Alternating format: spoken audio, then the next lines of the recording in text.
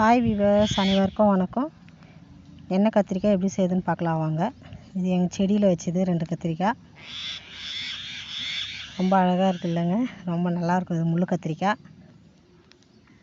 இந்த கத்திரிக்காய் வந்து பச்சை மிளகாய், மிளகு, சீரகம், சோம்பு கொஞ்சம், பருப்பு கொஞ்சம், கடலப்பருப்பு கொஞ்சம் எடுத்துங்க. வெங்காயம், தக்காளி அரிஞ்சு வச்சுக்கோங்க. எடுத்து வச்ச பருப்புங்க, சீரகம், மிளகெல்லாம் நீங்கள் கடாயில் வறுத்து வச்சுக்கோங்க.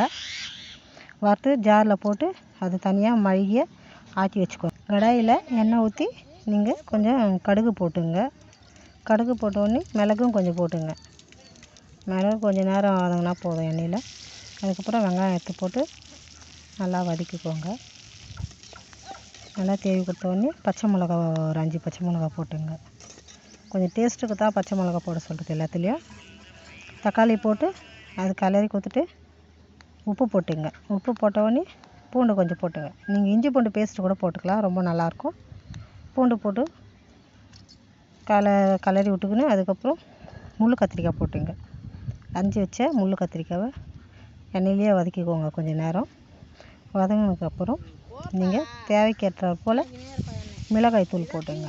நான் ஒரு 5 ஸ்பூன் போட்டுறேன். ஏன்னா மிளகெல்லாம் போட்டு ஆட்டி வச்சிடுறோம், எண்ணெயில் போட்டுறோம். மிளகை ரொம்ப உடம்புக்கு நல்லது மிளகு வந்து. அதனால தான் மிளகு வந்து சீரகமும் மிளகும் எல்லா குழம்புலையும் வந்து சேர்க்குறோம்.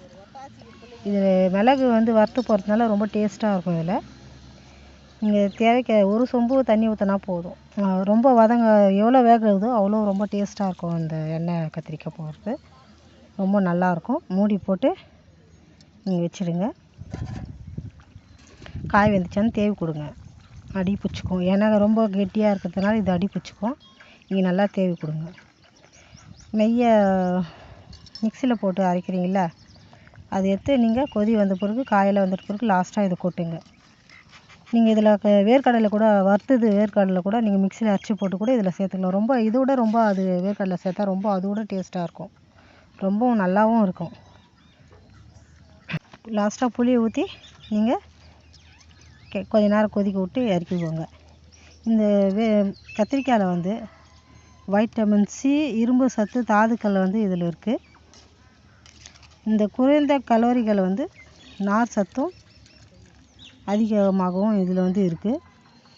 இதயம் மூல நோய் வந்து ஆரோக்கியமாக்குது. சர்க்கரை அளவு வந்து இது கத்திரிக்காய் வந்து குறைக்குது. எடையை வந்து அதிகரிக்குது. குழந்தைங்களுக்கு இது போல் நீங்கள் செஞ்சு கொடுங்க. ரொம்ப டேஸ்ட்டாக இருக்கும். இது வேர்க்கடலையும் நீங்கள் போது ட்ரை பண்ணி பாருங்கள். ரொம்ப நல்லாயிருக்கும். இது நினைவாற்றலை கூட இது வந்து அதிகரிக்கும் இந்த கத்திரிக்காய்.